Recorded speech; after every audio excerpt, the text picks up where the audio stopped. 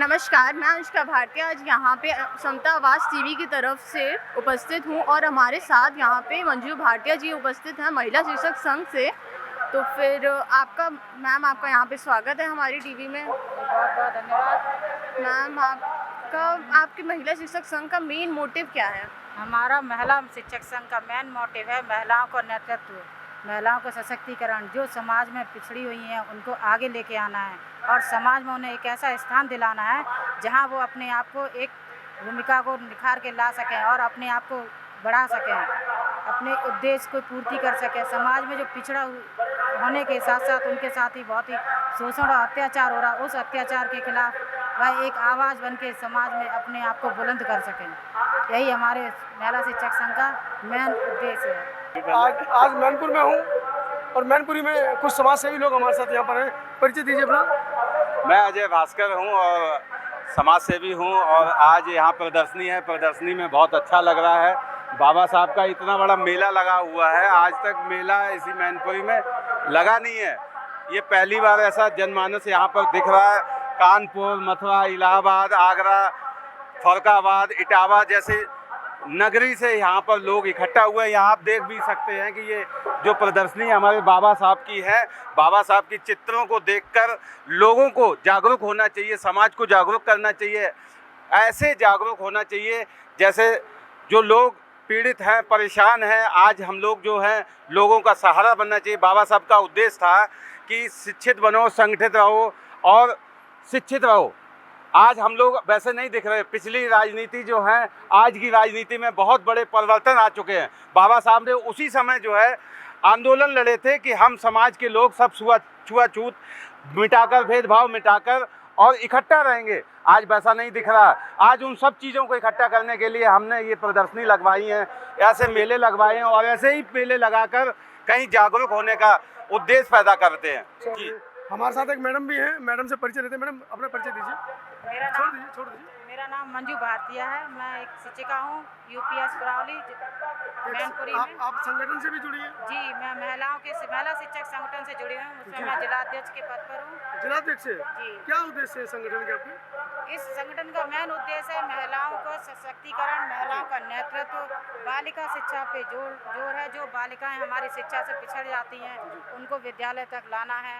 महिलाएं हैं जो मतलब विद्यालय से जुड़ी हुई हैं, उनका वहाँ शोषण होता है विद्यालय परिसर। मैडम आपको नहीं लगता दलित शोषित पिछड़े वर्ग के बच्चे, क्योंकि प्राइवेटाइजेशन जो निजीकरण चल रहा है उसके चलते स्कूल, बहुत सारे सरकारी स्कूल बंद कर दिए गए हैं, कैसे वो पूरे पढ़ाई कर पाएंगे? आप महिला शिक्षा की बात कर रही हैं। जी, महिला शिक्षिका संघ, ये जो शिक्षक संघ बना है वो इसी वजह से बना है कि जो शिक्षा का निजीकरण हो रहा है उस पर रोक लगाई जा सके। जो बेटियां, हमारी बच्चियां शिक्षा से बिल्कुल विरक्त हो चुकी हैं, उन्हें विद्यालय तक लाया जा सके। और जब ये कोविड का समय था उस समय मतलब नेट फैसिलिटी से सुविधा चलाई जा रही थी, ऑनलाइन टीचिंग के माध्यम से उन बच्चियों तक जो शिक्षिकाएँ हैं पहुंच रही हैं और वहां तक जाके उनको अपने से जोड़ रही हैं और उन्हें शिक्षा से लेकर आ रही हैं, शिक्षा के मंदिर तक। कोरोना काल में लाखों ऐसे परिवार थे जो दिल्ली एनसीआर से, महानगरों से अपने गांव पहुंचे, जिनके पास खाने के लिए पैसे नहीं थे, रास्ते में जाने के लिए पैसे नहीं थे, पैदल वो पहुंचे हैं। वो कैसे अपना फ़ोन रिचार्ज करवाएंगे? सरकार ने नहीं सोचा। कैसे वो ऑनलाइन बच्चों को अपनी शिक्षा करवा पाएंगे? महानगरों में तो हम सोच सकते हैं, लेकिन उन गांव के लोगों का क्या हुआ? इसके लिए सरकार ने हम शिक्षकों को इस तरह के लिए यहाँ पे जोड़ा हुआ था कि आप अपने मोबाइल या अपने लैपटॉप से उन बच्चियों को, उन बालिकाओं को, लोगों को लेके आए विद्यालय पे, मोहल्ला क्लास चलाई, ऑनलाइन टीचिंग, ई पाठशाला के माध्यम से बच्चों को जोड़ा है, टीचिंग से जोड़ा है। बच्चियों तक उनके घर घर जाके हम लोगों को पढ़ाना है। उनके जो टीवी पर चैनल चल रहे हैं, DDUP वगैरह, इनसे उन बच्चों को पढ़ाना है। कोरोना काल में बच्चों के साथ किस तरह की परिस्थितियां रही? क्या आपको परेशानियों का सामना करना पड़ा? कोरोना काल में हमें बच्चों के साथ में काफ़ी समस्याएं रही, शिक्षा के लिए बहुत समस्याएं रही, और हम सभी लोगों ने मिलके इन सब चीज़ों से निकले हैं और लोगों को जोड़ा है। बच्चियों के लिए बहुत काम। सभी को मेरा मैत्रीपूर्ण जय भीम नमो बुद्ध है। मेरा नाम रेडमा प्रज्ञा है और मैं क्लास 9th में पढ़ती हूँ मैनपुरी से। तो आज यहाँ पे हम मयन गार्डन में आए हैं। यहाँ पे टाबास्टा के द्वारा एक चिंतन शिविर रखा गया है, तो वहाँ पे बहुत सारे लोग आए हैं, छोटे छोटे बच्चे भी आए हैं। चिंतन शिविर में बहुत सारे छोटे छोटे लोग आए हैं, बच्चे हैं। तो हमारे साथ कुछ लड़कियां हैं जो कि अभी डांस प्रस्तुत करने जा रही हैं। तो चलिए देखते हैं, उनसे बातचीत करते हैं। आपका नाम? जय भीम नमो बुद्धाय। माई सेल्फ आकांक्षा। मैं मैनपुरी से आई हूँ और हम लोग यहाँ पे अब डांस परफॉर्मेंस देने वाले हैं। यहाँ पे राष्ट्रीय अधिवेशन चिंतन शिविर के मौके पर आप सबको मेरा जय भीम नमो बुद्धाय। Thank you. हम यहाँ पे मंजीत कौर जी से बात करना चाहेंगे जो कि अभी एक समाज सेवक के रूप में है। अपना इंटरव्यू। जय भीम नमो बुद्धाय। आज यहाँ पर राष्ट्रीय अधिवेशन है और चिंतन शिविर है। इसमें ये मैनपुरी में पहली बार हुआ है, तो हम लोगों को बहुत अच्छा लग रहा है और बच्चे ये परफॉर्म करने वाले हैं और मैं भी एक एक्ट रमाबाई का करना चाहूँगी। जय भीम नमो बुद्धाय। Thank you. जय भीम नमो बुद्धाय। माई सेल्फ अनामिका कुमारी।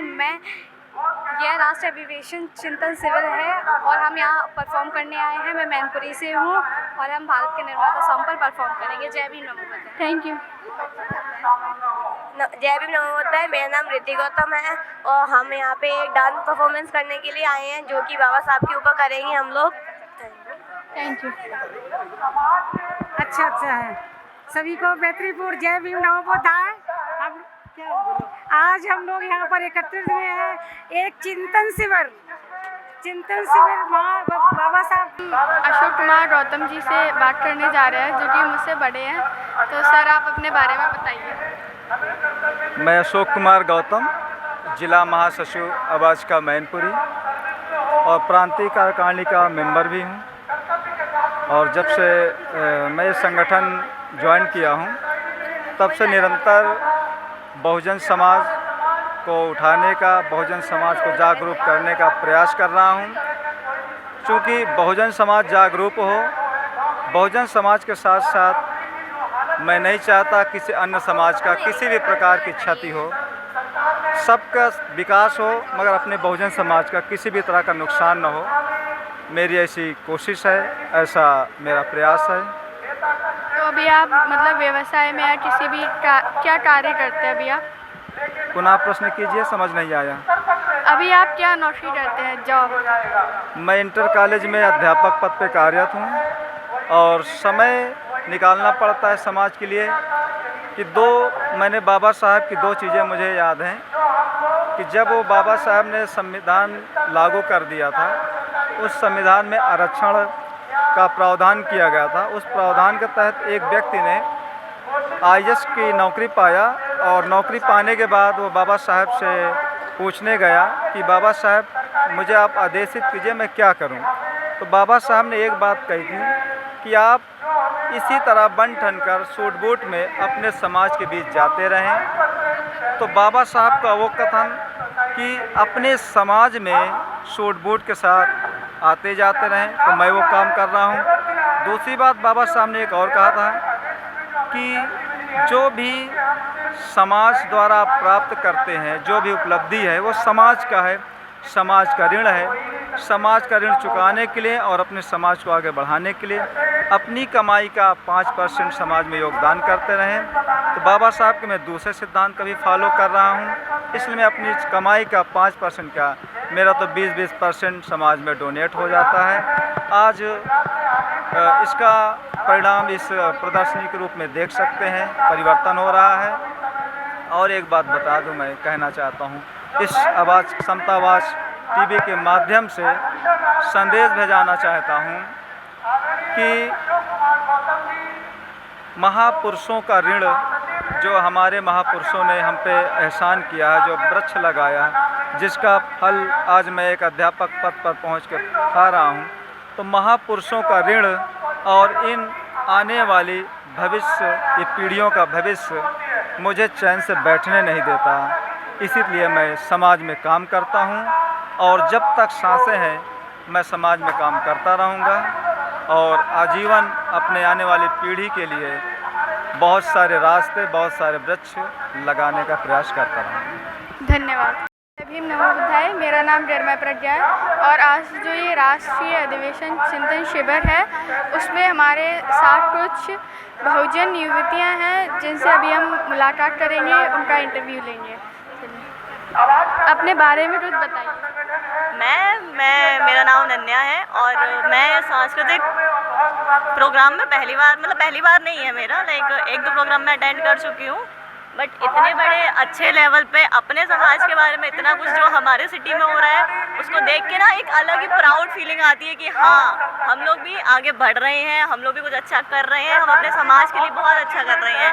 और ये सांस्कृतिक प्रोग्राम बहुत ज़रूरी है। मुझे ऐसा लगता है कि महीने में नहीं तो 2 महीने में एक बार तो इनको होना ही चाहिए। इससे बहुत सारे लोगों को क्या कहते हैं कि एक मिलता है, नॉलेज मिलता है कि हमारा धर्म कैसा है, हमारा समाज कैसा है, हम कैसे उन्नति कर सकते हैं, हम कैसे आगे बढ़ सकते हैं। क्योंकि हमारे जो समाज के लोग हैं वो सच्चाई है कि अभी बहुत दबे हुए हैं, उन्हें इतनी जानकारी नहीं है, ना वो पढ़ाई में इतना आगे हैं। तो जब वो ऐसे सांस्कृतिक प्रोग्रामों में आएंगे, उन्हें इन्फॉर्मेशन मिलेगी, जानकारी मिलेगी, तो वो पढ़ने में भी ध्यान लगाएंगे, वो समझेंगे कि क्या संघर्ष करके बाबा साहब ने हमें इतना आगे पहुंचाया, तो हम उस चीज़ का फ़ायदा उठाएं। धन्यवाद। हेलो, मेरा नाम श्रुति है, मैं 10th में हूँ और मैंने भी पहली बार ऐसा प्रोग्राम अटेंड किया। मुझे इतना तो पता नहीं है, लेकिन ये प्रोग्राम हम लोगों के लिए बहुत ज़रूरी है। इससे हमारे समाज में लोगों को जानकारी मिलेगी और वो उससे आगे कुछ सीखने की कोशिश करेंगे और अपने बच्चों को भी उसके प्रेरणा देंगे ये सब करने की। Thank you. हेलो, मैं सौम्या सागर बीएससी सेकंड ईयर में पढ़ती हूँ। मैं भी इस प्रोग्राम में पहली बार आई हुई हूँ और मैं चाहती हूँ कि ऐसे प्रोग्राम हर बार हों और जो नीची जाति के हों उनको इससे भी ज़्यादा बढ़ावा मिले। धन्यवाद। तो हमारे साथ अभी मेरी दोस्त हैं जिनका नाम अंशिका है। मैं इनसे पहली बार मिली हूँ और आई थिंक ये भी इनका पहली बार आई है यहाँ पे, तो हम उनसे उनके बारे में जानते हैं। जय भीम, मेरा नाम अंशिका भाटिया है और मैंने पहली बार ही कोई ऐसा सांस्कृतिक कार्यक्रम अपनी जाति का अटेंड कर रही हूँ। मैं इससे पहले मुझे लगता था कि इधर क्या जाना, ऐसी जगहों पे, मतलब इतना ज़्यादा वैसे भी स्टडीज़ में भी बिज़ी रहते हैं बच्चे, लेकिन आज जब मैं यहाँ पे आई हूँ इतने बड़े कार्यक्रम में, तो फिर मेरे को लग रहा है कि हम लोगों को भी छोटे से ही बच्चों को अपना मतलब जो भी प्रोग्राम होते हैं, ऐसे जो भी प्रोग्राम होते हैं वो ज़रूर अटेंड करने चाहिए। क्योंकि बहुत सारे लोग बहुत सारी जगह पे अभी भी ऐसा होता है कि डिस्क्रिमिनेशन करते हैं लोग कास्ट के नाम पे या फिर कलर के नाम पे। तो फिर जो हमारी और किसी कास्ट का तो पता नहीं, लेकिन हमारी कास्ट के बच्चों को तो एटलीस्ट पता होना चाहिए कि क्या करना चाहिए हमें। तो आज इन्होंने रिपोर्टिंग की है समता आवाज़ टीवी के लिए, तो हम जानते हैं इनका अनुभव कैसा रहा है। नमस्कार, मैं अंशिका भाटिया और आज मैंने पहली बार ही समता आवाज़ टीवी की तरफ से यहाँ पे रिपोर्टिंग करी, तो फिर मेरा अनुभव काफ़ी ज़्यादा अच्छा रहा। मैंने बहुत सारी नई स्पीकिंग स्किल्स मेरे में डेवलप हुई और काफ़ी अलग अलग लोगों से मिले, काफ़ी अच्छा अनुभव रहा। और मैं सोच रही हूँ कि अगली बार से जो भी कोई भी ऐसा प्रोग्राम हुआ होगा तो फिर वहाँ पे ज़रूर अटेंड करना है उसको, कैसे भी ना कैसे करके।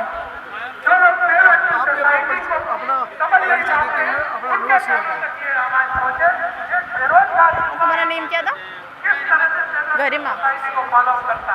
नमस्कार, आज हम लोग समता आवाज़ टीवी की तरफ से यहाँ पे गरिमा ने अपनी पहली बार समता आवाज़ टीवी की तरफ से रिपोर्टिंग दी है, तो फिर आइए उनका अनुभव जानते हैं कि उनको कैसा लगा।